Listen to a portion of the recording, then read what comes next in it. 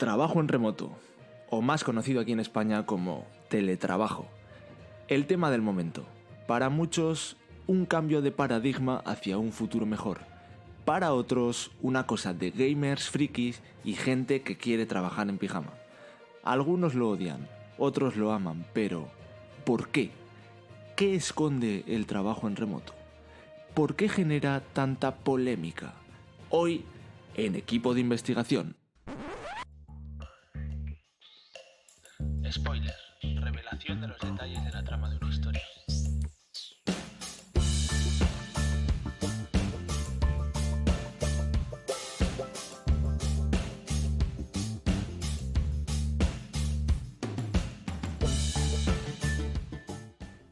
Te doy la bienvenida a Spoiler, un podcast alejado del postureo que hay en el mundo startup, en el que quiero contarte mi experiencia detrás de montar proyectos desde cero, sin adornos. Si crees que esto va contigo, no te lo pierdas.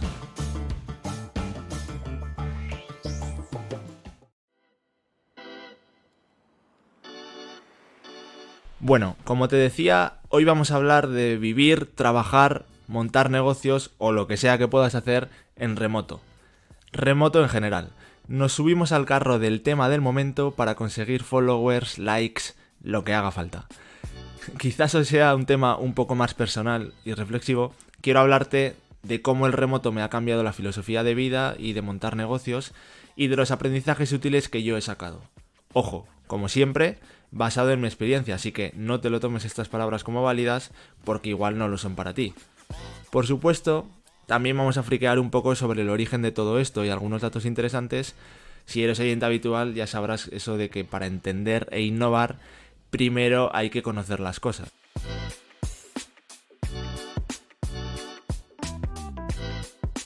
Bueno, al turrón. En España, los últimos datos antes de la pandemia ya apuntaban que había más de 1,5 millones de teletrabajadores. Pero por supuesto, con la pandemia esto ha aumentado hasta casi los 3 millones que hay actualmente. La verdad es que me parece una barbaridad el dato de antes de la pandemia, no esperaba que hubiese tantos. En España ese dato corresponde a un 14,7% de las personas ocupadas, pero está muy por debajo de la media de Europa que la encabezan países como por ejemplo Suecia y Holanda con un 40%, Luxemburgo con un 34% o Finlandia con un 33%. Estos datos, que no paran de crecer, demuestran que el trabajo en remoto sin duda va a ir teniendo cada vez más y más relevancia en nuestra sociedad. Es una tendencia clara y, como todo, acarreará muchos cambios en la vida de las personas. Para entender mejor el contexto, vamos a sumergirnos brevemente en los orígenes del trabajo en remoto. En 1979, la empresa IBM estaba dejando su sello en Estados Unidos, construyendo grandes edificios en los que sus trabajadores pudieran trabajar hombro con hombro. Pero ese año, una de sus nuevas instalaciones, el laboratorio de Santa Teresa en Silicon Valley, hizo un experimento para intentar descongestionar el servidor de la oficina central. Colocó terminales en las casas de 5 empleados para que pudieran trabajar desde casa, y esto fue la primera vez. En los años 80 y 90, cuando la red informática lo hizo posible, muchas empresas tecnológicas sobre todo comenzaron a fomentar el teletrabajo, pero realmente nunca llegó a despegar esta tendencia. La segunda ola importante llegó en 2007, cuando Tim Ferriss escribió su libro La semana laboral de 4 horas, que por cierto lo estoy leyendo ahora, te dejo el link como siempre en las notas del capítulo por si quieres cotillarlo.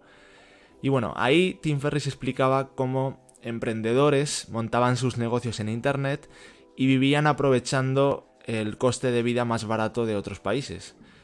Independientemente de que el libro recibió algunas críticas y opiniones encontradas por incitar a la gente a dejar sus trabajos de 9 a 5, su trabajo fijo, para lanzarse a conseguir vivir de internet, como si esto fuera fácil, claro, pues esto condujo a la primera gran ola de nómadas digitales que ha ido creciendo de ese año hasta la fecha.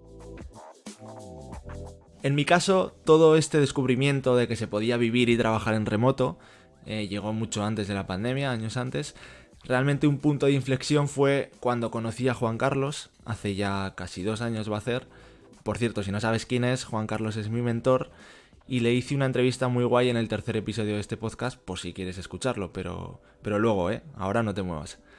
Como te decía, por aquel entonces nosotros estábamos en una aceleradora de startups en Madrid con el proyecto Flip and Flip, viviendo, entre comillas, todo ese sueño emprendedor de montar una startup, encontrar inversores, crecer a lo loco, etc. Digo entre comillas porque estábamos en el inicio, descubriendo todo esto, y cuando conocí a Juan Carlos, lo que yo descubro es que una persona desde su casa ha montado una empresa en remoto, viviendo y viajando por diferentes países y que le va muy bien. Se levanta por la mañana, no tiene que dar explicaciones a nadie, se conecta por email o videollamada con el equipo, que cada uno está trabajando en su casa en diferentes países y así funcionan de maravilla. Nadie pide explicaciones a nadie sobre dónde está, qué está haciendo ni cuántas horas trabaja. Cada uno sabe sus responsabilidades y se valora la consecución de los objetivos. Si cumples con ello, hazlo como quieras y donde quieras. Trabaja las cosas que quieras. Si en 3 horas eres capaz de cumplir tus objetivos, perfecto, nadie te lo va a cuestionar. Después descubrí a Pieter Levels, ya os hablé de él en el episodio 7, y de cómo ha llevado esto aún más al extremo. Y es que a día de hoy, que sus proyectos ya facturan más de $1 millón al año, pues él todavía está él solo en el equipo. Sí que es cierto que colabora con freelance para delegar ciertas tareas concretas, pero no tiene a nadie contratado. Sigue haciendo todo él solo y dirigiendo todos los proyectos que tiene él solo. No tiene oficina, de hecho vive en un estilo de vida nómada por diferentes países y nunca ha pedido inversión. Todo lo ha ido haciendo con sus propios recursos, empezando desde cero. ¡Wow! Esto a mí me pegó bastante fuerte porque yo hasta ese momento pensaba que para montar un negocio de esas dimensiones en cuanto a facturación y cifras en general, pues tenías que tener un gran equipo, con una buena cultura de equipo, y que eso solo era posible con unas oficinas molonas, teniendo el típico jefe que predica con el ejemplo y que es el primero en llegar a la oficina y el último en salir. Pues bien, todo esto realmente no es del todo verdad, no es necesario y está demostrado que hay otras maneras también de hacerlo. ¿Y de qué depende todo? Pues en general de la filosofía de vida que tengas como fundador del negocio. Y esa filosofía obviamente la vas a transmitir a la empresa y al resto del equipo. Y muchos dirán, pero eso no se puede conseguir si tienes un equipo más grande.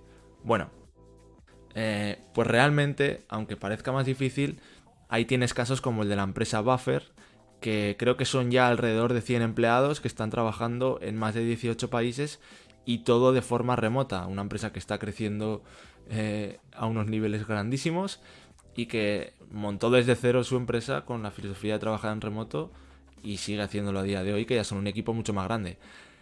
Yo hasta ese momento siempre había soñado con que algún día tendría unas oficinas o estudio muy guay y que la gente vendría ahí a trabajar súper contenta.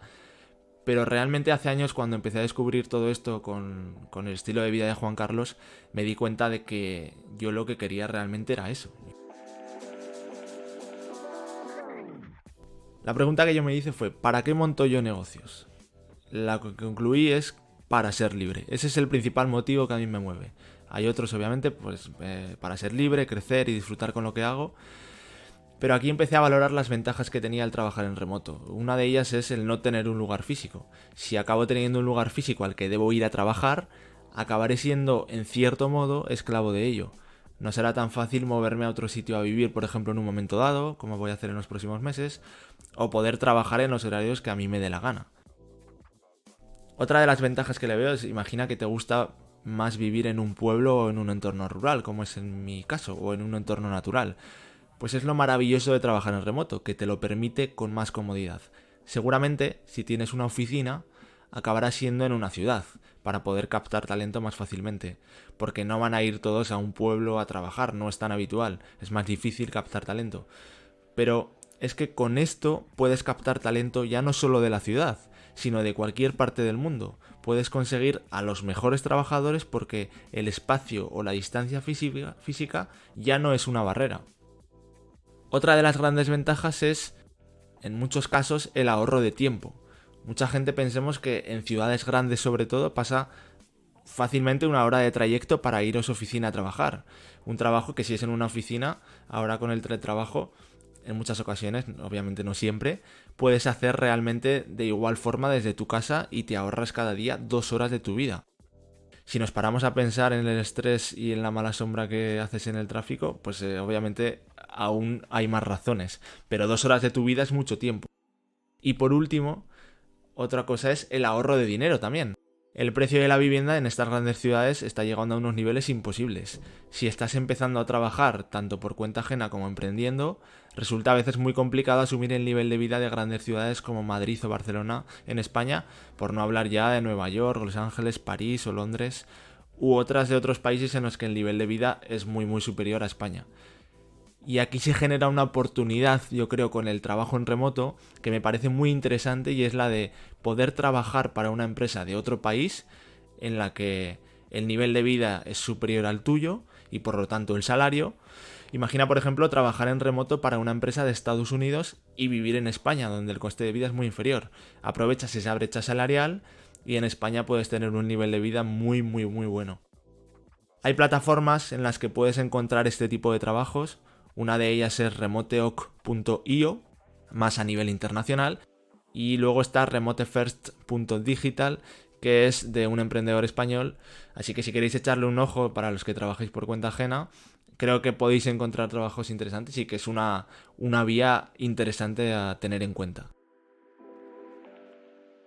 Si estás emprendiendo tu propio negocio, pues otra de las ventajas es, ya que vivimos las dificultades y cosas desfavorables que tiene montar tu propio negocio, pues aprovechemos las ventajas. ¿A qué me refiero con esto? El otro día, por ejemplo, un emprendedor decía que se había apuntado a clases de tenis los martes y los jueves a las 10 de la mañana y le habían salido a mitad de precio. ¿Por qué? Pues porque a esa hora nadie puede ir y las clases están vacías. Pues esas son las pequeñas ventajas que podemos aprovechar, poder hacer en ocasiones cosas entre semana que otra gente no puede hacer, siempre y cuando cumplamos con el compromiso que tenemos de trabajo. Para ello en ocasiones nos tocará trabajar muchos domingos y festivos, pero es que muchas veces caemos en el error, yo el primero, de esclavizarnos a nosotros mismos. Y no, es que eso no puede ser. Esto yo ya lo llevo aplicando un tiempo y la verdad es que estoy bastante contento con el resultado del trabajo en remoto. A medida que he ido necesitando crecer en equipo, lo he hecho externalizando tareas con freelance o autónomos, para que me entiendas, u otras empresas. Por ejemplo, en Flip and Flip la producción está toda externalizada a un taller de confección de confianza. Esto sí que me gusta, trabajar con gente de confianza. Y la parte comercial, aunque ahora mismo no, también ha estado delegada a comerciales autónomos, que de alguna manera toda esta gente se ha acabado sumando al equipo sin ser contratados. Lo mismo ha pasado con Estudio Iber, que a medida que ha ido creciendo he delegado partes como por ejemplo la informática, que ya la lleva David desde hace tiempo y es ya un colaborador del día a día, y otras puntuales que delegamos montando pequeños equipos ad hoc para cada proyecto si se requieren. Pues por ejemplo, yo ya sé que si en un momento dado se requiere de ilustración, ya sé que tengo que llamar a Vera. Si es un tema de 3D, tengo que llamar a Jorge. Danilo para partes más técnicas, y así poco a poco vas generando relaciones de confianza que hacen que todo vaya mejor. Tú creces con ellos y ellos crecen contigo. Y cada uno se centra en hacer aquello en lo que realmente aporta más valor y es bueno. Por lo tanto, el cliente al final recibe un resultado de muchísima más calidad. Y esto que parece tan obvio y tan sencillo, en muchas ocasiones es lo más difícil de conseguir que salga bien. A mí me ha costado 4 años y no ha sido hasta este último año cuando ha empezado a funcionar bien la maquinaria. Pero en definitiva, la principal ventaja que tiene para mí trabajar en remoto es la de estar en cada momento donde quiero estar, sin dar explicaciones a nadie.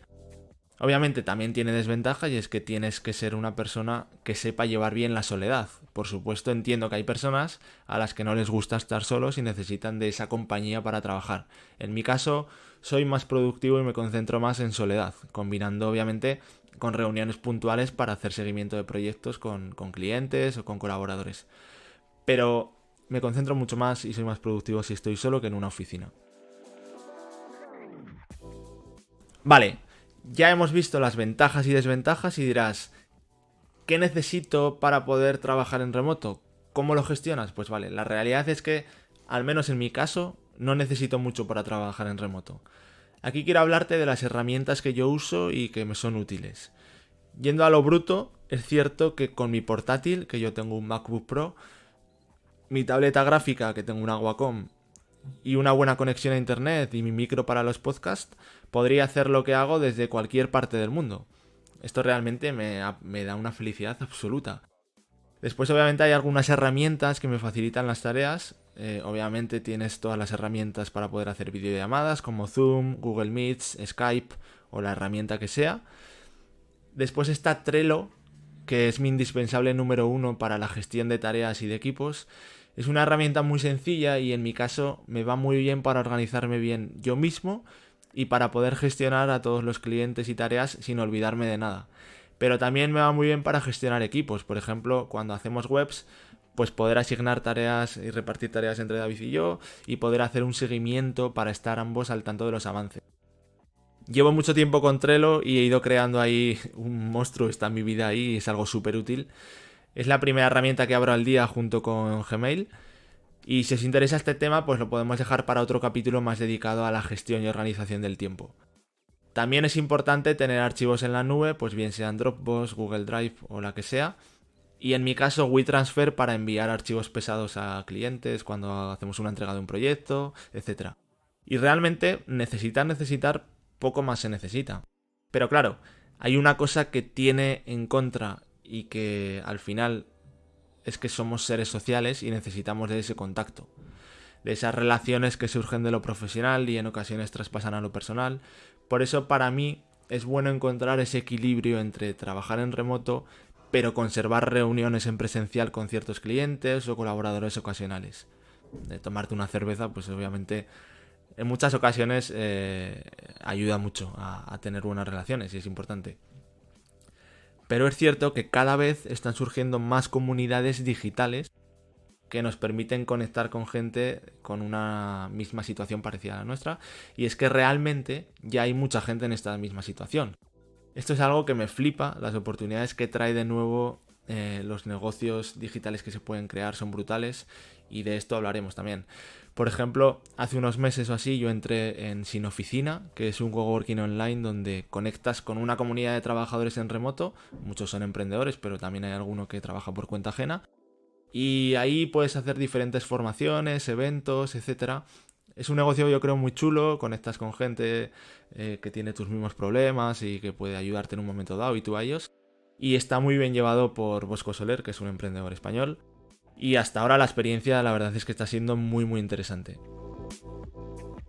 Creo que en mi caso y el de mucha otra gente, esta libertad de trabajo en remoto hace que nos podamos plantear cuál es nuestra filosofía de vida, sin condicionarnos por vivir allí donde está nuestro trabajo o poder hacer las cosas que nos permite nuestro trabajo fuera de horario, etc. Ahora podemos vivir donde queramos y vemos que cada vez más gente elige los pueblos y los entornos rurales. Primero por el estilo de vida más tranquilo, es otro rollo, pero es que además el precio de la vivienda en las grandes ciudades está llegando a unos niveles imposibles, como decíamos, comparado con los salarios de hoy en día. Y sobre todo eso para la gente joven es un problema. No podemos permitirnos el pagar la mitad del salario para vivir en una casa en muchas ocasiones con unas condiciones muy limitadas en ciudades como Madrid o Barcelona. Esta deslocalización y libertad de poder elegir dónde vivir, que nos ofrece el trabajo en remoto, sin tener que condicionarnos por estar cerca de la oficina a la que vamos a trabajar, pues está generando muchas oportunidades para atraer talento al entorno rural y fomentar el crecimiento y el emprendimiento de estas áreas. El neoruralismo, que fue un movimiento de migración de las áreas urbanas a las rurales iniciado en la década de los 60, pues está volviendo a florecer con más fuerza y los motivos de esta migración en la mayoría de los casos no tienen su principal causa en lo económico, sino más en la búsqueda de entornos libres, tranquilos, menos contaminados y estar más en contacto con la naturaleza. Para ello, los gobiernos deben adaptarse, tanto poniendo facilidades de visados para los trabajadores remotos como ofreciendo unas condiciones laborales óptimas. En España, sin duda, un gran ejemplo está siendo las Islas Canarias. En un artículo de Pieter Levels leía como Nacho Rodríguez, que es un emprendedor español que colabora con el gobierno de Canarias para atraer turismo de nómadas digitales, le contaba que mientras un turista que visita las islas por ocio se deja de media entre o sea, unos $356 por viaje, un trabajador remoto de una gran empresa tecnológica de Estados Unidos o Reino Unido, que pueda ganar unos $150.000 al año, se deja la mitad del sueldo en vivir en las islas. Eso repercute en $75.000 al año, que equivale a crear 3 puestos de trabajo con el salario promedio local.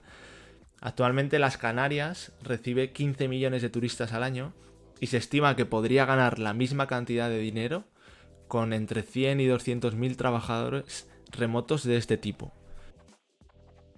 Obviamente las áreas rurales también deben prepararse para acoger a este tipo de trabajadores o emprendedores que buscan un entorno de vida más tranquilo para trabajar en remoto. Crear estas condiciones favorables en cuanto a infraestructura, por supuesto un buen internet, es vital y en muchas ocasiones hasta ahora está siendo un hándicap. Pero también hay que fomentar esos ecosistemas, creando sinergias entre los emprendedores y teletrabajadores y ofreciendo espacios en los que se puedan reunir para intercambiar ideas o experiencias.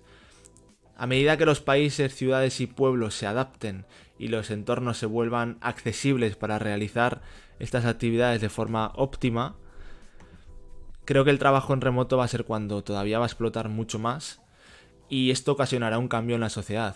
Por primera vez creo que el trabajo dejará de ser el centro de nuestra vida, eso que nos ata a un lugar y a un espacio de tiempo y que nos dicta en cierto modo cómo organizamos nuestra manera de vivir, y pasará a ser un complemento más que se adapta a nuestra vida, que es la que realmente estará en el centro y marcará cómo y dónde queremos vivir. Y hasta aquí el episodio de hoy. Soy consciente de que es un tema que genera en ocasiones mucha controversia y opiniones muy contrarias. Cada uno tiene su filosofía de vida y esto te puede encajar más o menos. Este es mi punto de vista. Pero creo que sería muy interesante que me dejes el tuyo en comentarios, así generamos un debate que seguro que puede ser muy enriquecedor. Si te ha gustado este episodio y aún no lo has hecho, ya estás tardando en suscribirte a este podcast en la plataforma que lo escuches, y si no te ha gustado, pues no lo hagas.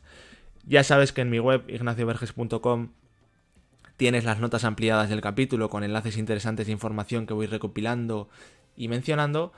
Y si no quieres estar pendiente, pues puedes suscribirte a la newsletter y yo te aviso. Y nada, esto es todo.